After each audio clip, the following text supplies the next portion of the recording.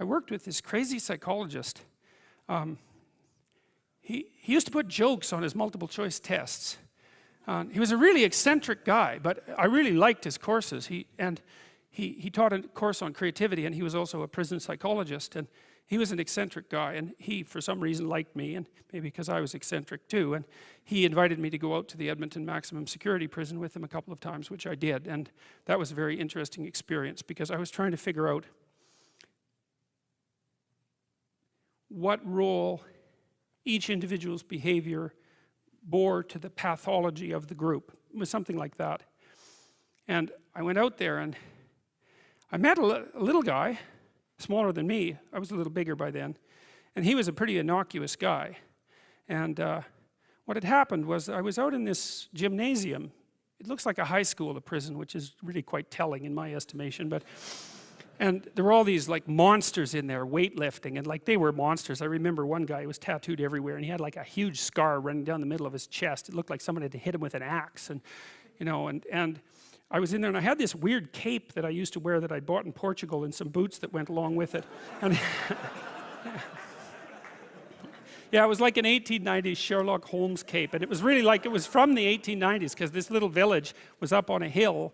It was a walled city on a hill, and they sold these things, and I don't think they'd changed the style since 1890, and so I thought they were really cool, and so I was wearing that, which wasn't perhaps the most conservative garb to don if you're going to go to a maximum security prison. So anyways, I was in the gymnasium, and the psychologist left, and God only knows, I mean, that's what he was like. And all these guys came around me, you know, and they were offering to trade their prison clothes for my cape, and it was it was like I was being made an offer I couldn't refuse, you know, and so I didn't really know what to do. And then this little guy said something like that the psychologist sent me to come and take you away, or something like that. And so I thought, well, better this little guy than all these monsters. So we went outside the gym through some doors, like school doors. We went outside the gym into the exercise yard, I guess, and we were wandering along, and he was talking to me, and he seemed like a kind of an innocuous guy. And then the psychologist showed up at the door and motioned us back, and so, which was kind of a relief. And so I went into his office, and he said, you know that guy that you walked out in the yard with? And I said, yeah. He said, he took 2 cops one night, and he had them kneel down, and while they were begging for their lives, he shot them both in the back of the head. And I thought,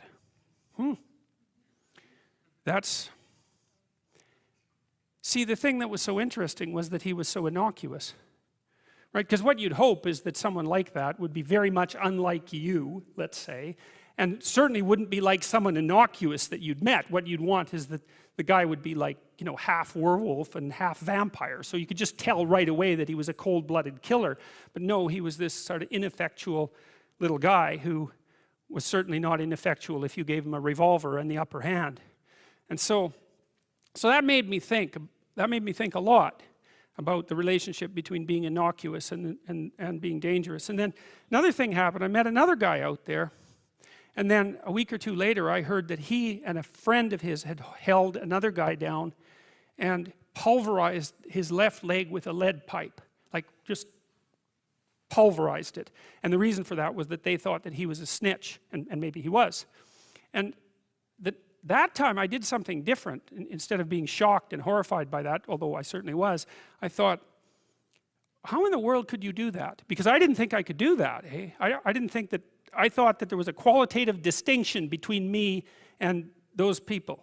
And so I spent about 2 weeks trying to see if I could figure out under what conditions I could do that. Like what kind of psychological transformation I would have to undergo to be able to do that. And so that was a meditative exercise, let's say. And it only took about 10 days for me to realize that not only could I do that, that it would be a hell of a lot easier than I thought it would be.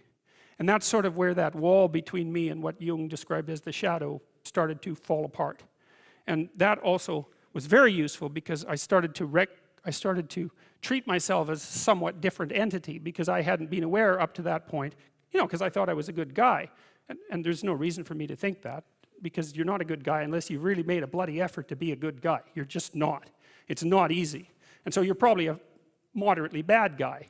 And that's a long ways from being an absolutely horrible guy, but it's also a long ways from being a good guy. And so, but I had a little more respect for myself after that, because I also understood that there was a monstrous element to the human psyche that you needed to respect.